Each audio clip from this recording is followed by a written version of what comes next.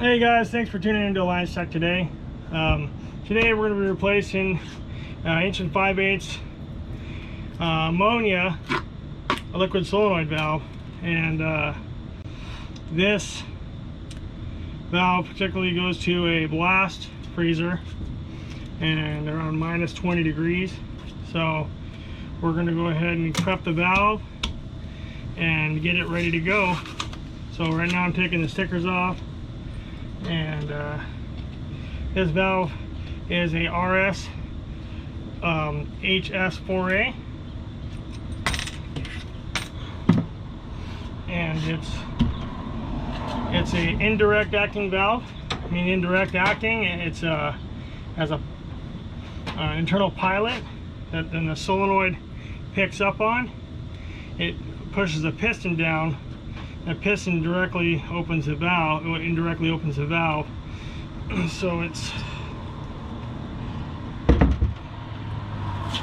that's where it gets its indirect valve. This valve typically has requires a 2-pound pressure drop to open it.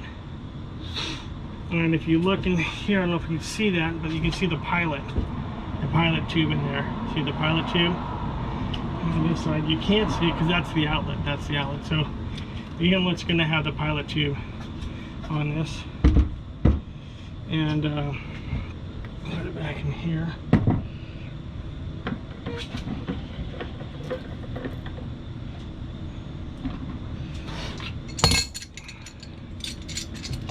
Open this valve here.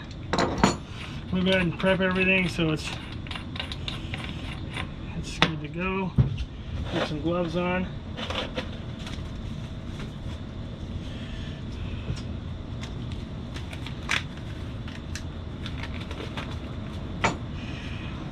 And these valves the packings come really tight when you come from the factory. So you want to get some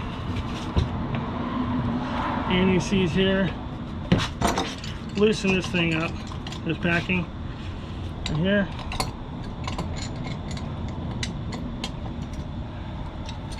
The valve shifts in the auto position, so you have to open it.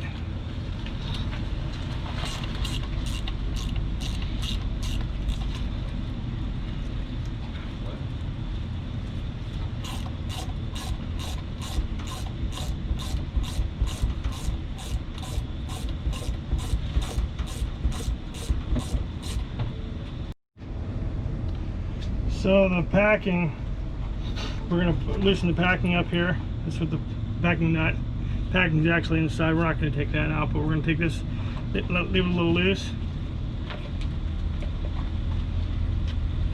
Put some anti-seize on that.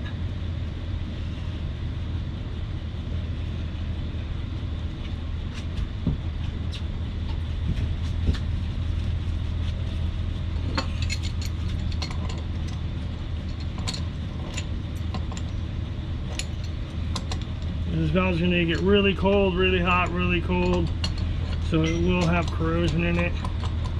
Lay that a little loose, and we'll go ahead and put a little more anti-seize on the cap threads so we can get the cap off here later on, and on the stem.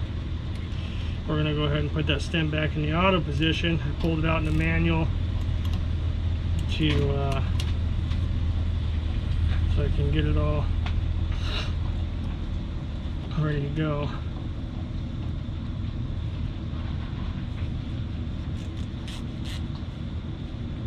We'll tighten the packing up all the way.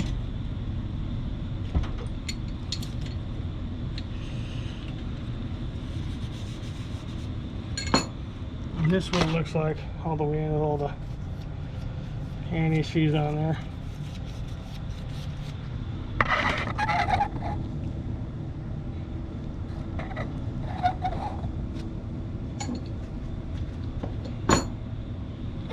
Here's the cap here. We're going to put the cap back on.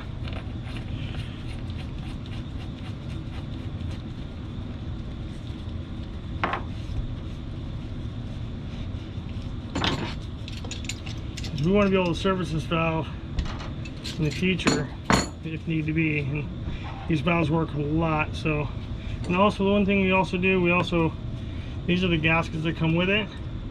We're gonna go ahead and put a little bit of anti-seize on these too. So when servicing these in the future, you need to take the valve out. These don't get stuck in there. They're really easy to get out of there. So what I'm also doing too, I'm going to be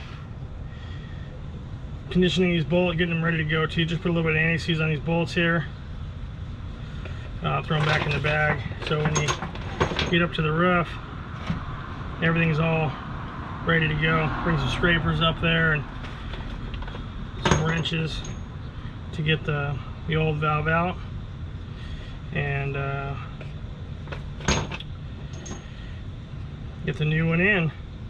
So right now we're actually pumping it out. We have the system on right now, and we're pumping out the valve. The system runs in a vacuum, so we'll be getting that done here as soon as possible. What I'm going to show you is we're pumping the system down right now.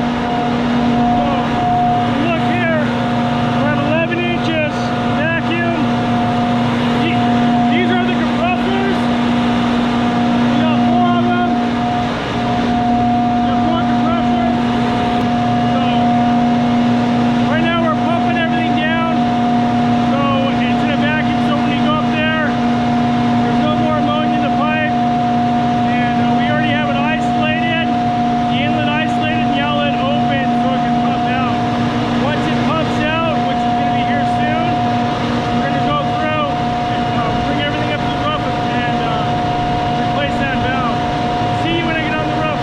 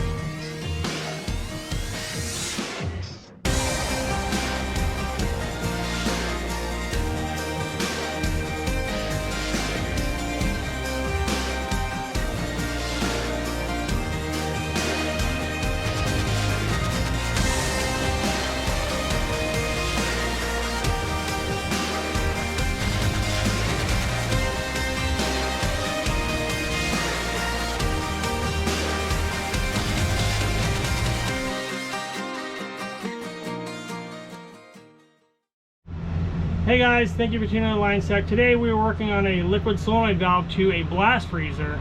Runs around -30 to -35 degrees, and the valve actually failed, slightly open. It wouldn't seat properly, and it continued to feed liquid ammonia to the coils when it was off.